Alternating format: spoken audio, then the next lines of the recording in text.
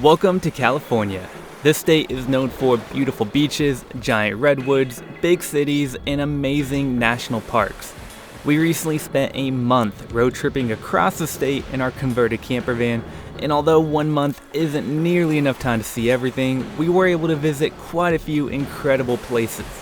In this video, we'll take you along with us as we share our road trip itinerary and 5 favorite spots to hopefully give you some ideas of places to visit on your next trip to the Golden Coast. So without further ado, let's get into the video with the start of our road trip in Northern California.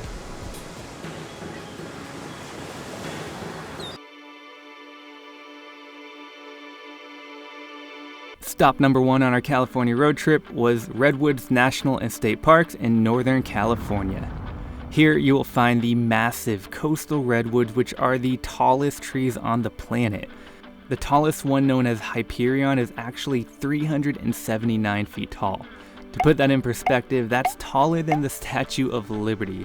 I highly recommend everyone visit here at least some point in their life because these trees truly must be experienced in person. While here, we mainly explored Jedediah Smith State Park, where we went on several hikes and drove the scenic Howland Hill Road. This is one of the best roads to drive to see the redwoods, as it takes you right through a huge grove of the giants. Be mindful that the road is not paved and it is very narrow in sections, even though it's technically two-way traffic, so be sure to drive slow and take your time. But don't let that scare you off, because the views along the way are totally worth it. We also recommend to hike the Grove of the Titans Trail, which is an easy 2-mile hike that takes you up close to some of the largest and oldest trees. There are many other trails throughout this park also, so we would recommend to take at least a couple days to really explore and experience the beauty of the redwoods.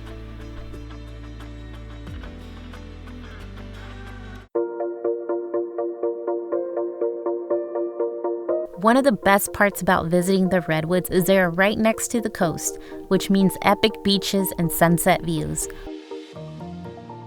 While visiting here, a great place to start is Crescent City, due to its close proximity to the redwoods, but you'll want to make sure to leave time to explore the city as well. We recommend taking a stroll along the foggy shore, where you will find a historic lighthouse, a marine mammal sanctuary that rehabilitates injured sea mammals, and lots of cute shops and restaurants. If you like seeing wildlife, make sure to stop in at the Chart Room, which is a local hangout spot for the wild sea lions. We saw hundreds of sea lions lounging around, playing in the water, and just living their best life. It definitely makes for some good entertainment and great photos and videos. From here, we hopped on Highway 1, better known as the Pacific Coast Highway, to make our way south to San Francisco. We consider driving this road to be a must-do activity on a trip to Cali because it's truly one of the most beautiful roads in all of America. Along the drive, you'll find endless, breathtaking ocean views, especially if driving around sunset. This road actually runs for over 600 miles, all the way down to the coast to San Diego, and there are tons of amazing places and cute ocean towns to stop and visit along the way. We only had time to drive a small section of it on our way down to San Francisco, and we hope to return soon to check out more of it and see some of the big attractions such as Big Sur. However, we did still find several places that captured our heart, one of which was the town of Mendocino. Mendocino was our personal favorite spot along the Pacific Coast Highway, and we loved everything about this place, from the romantic vibe to the beautiful trees and flowers everywhere, and even the food, which was so delicious. We really enjoyed just walking through the town, checking out the charming shops, art galleries, and restaurants while admiring the unique architecture, such as a historic McCollum house, which is now a super cool bed and breakfast. Nature lovers will also find lots to do with several state parks nearby. We particularly enjoyed visiting Mendocino Headland State Park, where we saw thousands of nesting pelicans and picturesque views of the wild ocean waves crashing against the rocky bluffs. There's honestly so much to do and see here, and we would definitely recommend to visit if you have the time. From here we continued south down the Pacific Coast Highway, making a few more stops along the way, such as the gorgeous Bowling Ball Beach located in Point Arena. This beach was absolutely stunning, and we couldn't believe that we had the entire place to ourselves. It's a perfect spot if you're looking for a nice secluded piece of paradise. Eventually, we did reach the city of San Francisco and even got to spend a night in our van at the Golden Gate Bridge, which was such a cool experience. We would have loved to spend more time exploring San Fran as it has tons to see, do, and eat here, but we had campground reservations at our next national park, so we just made a quick drive through the city as we continued on to Yosemite.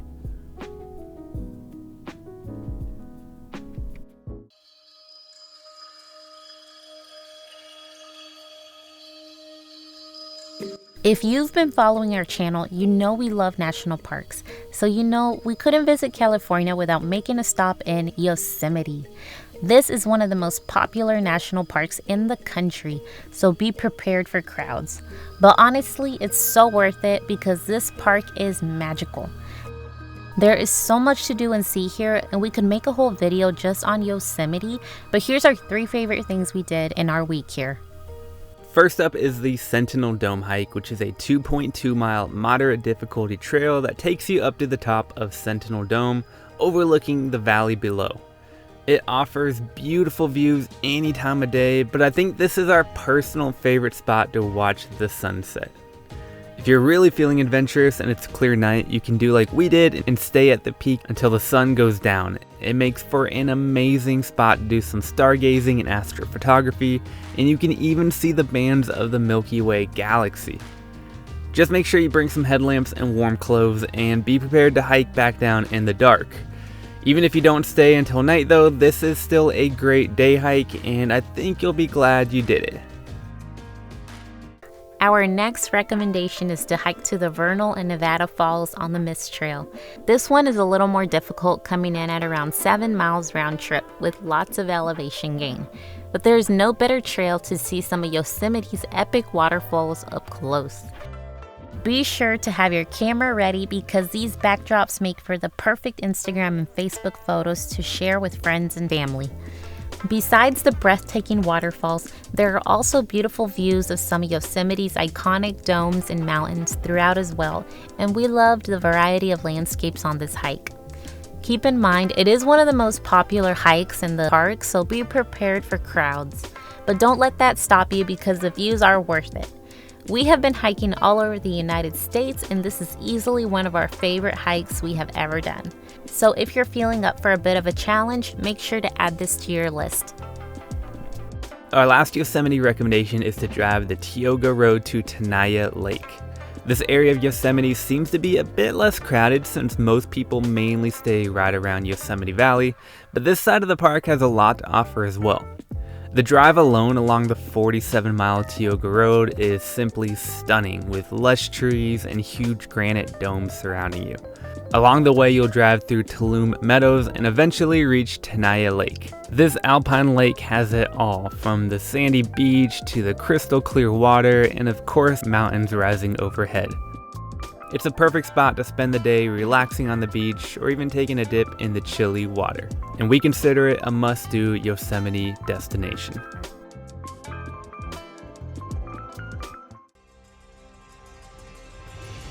After Yosemite, we stopped in Fresno for a bit to catch up with some of my familia before heading over to the Sequoia National Park. This park is most well known for its giant sequoia trees, which, like the redwoods, are thousands of years old. While the redwoods are the tallest trees in the world, the sequoias are the largest by total mass, with the largest in the world being the General Sherman. You can actually hike right up to the General Sherman tree via the Sherman Tree Trail, which is an easy 1.2 mile round trip hike. Seeing this tree up close and in person is truly an experience, but just be prepared for lots of crowds as well. If you want to see more, you can continue on down the Congress Trail, which is a bit less traveled and also provided awesome views of the giant sequoias. We've also heard that the Morro Rock Trail is another great hike and offers some of the best mountain views around. We didn't have time to do this ourselves, but hope to next time around. And speaking of mountains, Sequoia National Park has more than just giant trees. The Sierra Mountain Range runs right through the park, providing some incredible views. The General's Highway Road, which winds all the way through the park, is absolutely gorgeous and has lots of places to stop and take pictures or just admire the beauty of the Sierras. You also have a good chance at seeing wildlife throughout the park as well, and we saw several deer, tarantulas, and even a black bear. If you'd like to see more of our wildlife photography, be sure to follow our Instagram pages, which we'll link below as well.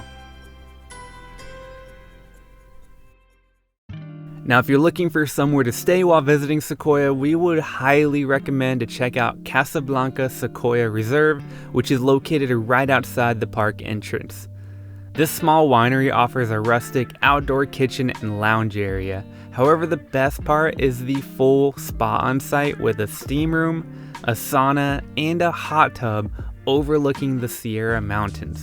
Talk about luxury. There's no better place to relax after a long day of hiking in the park. There are also several delicious wines available to purchase, and we were even able to try some of the grapes fresh off the vine.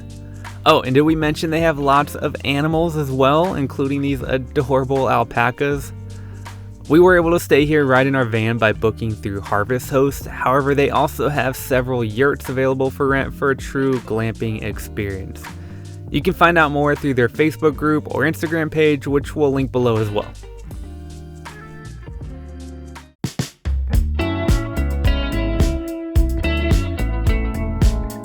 After leaving Sequoia, we wanted to get in one last beach trip before moving on to Nevada, so we headed southwest back towards the coast. Our first stop here was at Morro Bay, where we met up with my family for a beach day. This popular spot is most well known for Morro Rock, a huge oceanside rock standing 580 feet tall. This towering rock was created from an ancient volcano and is an awesome spot to stop for a day trip to the beach.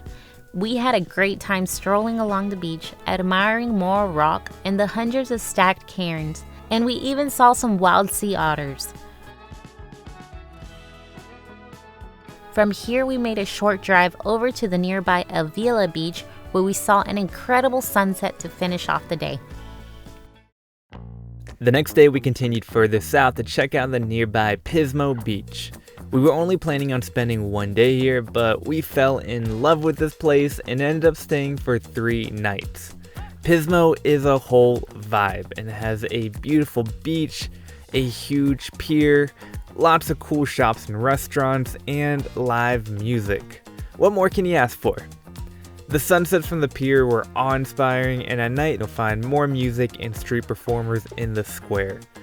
We really enjoyed watching the surfers from the pier, trying lots of delicious food and drinks, and just taking in all the beauty of Pismo. I think my favorite thing about Pismo, however, is the monarch butterfly grove that's just a few minutes from the beach. Each year from October through February, thousands of monarch butterflies migrate here to rest on the eucalyptus trees. We were lucky enough to be here in late October and were able to witness this incredible event as thousands upon thousands of monarchs sheltered here for the winter. This was unlike anything we have ever witnessed before in our lives, and it's truly a magical moment that I know I will never forget, and honestly, one of my favorite memories from this entire trip.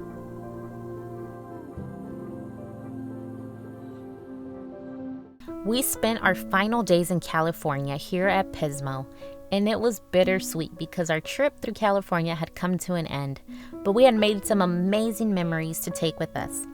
From exploring 3 national parks, numerous beach towns, and lots of quality family time, this state was one of our favorites yet, and one we hope to come back and explore more soon.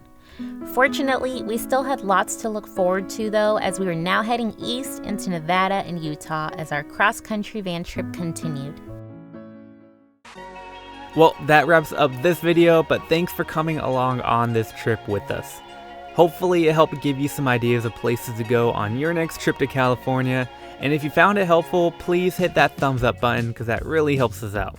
Oh, and make sure to subscribe to follow along on all of our upcoming adventures through Nevada, Utah, and beyond as we travel the United States in our camper van. Thank you all for watching though, and until next time, stay wild.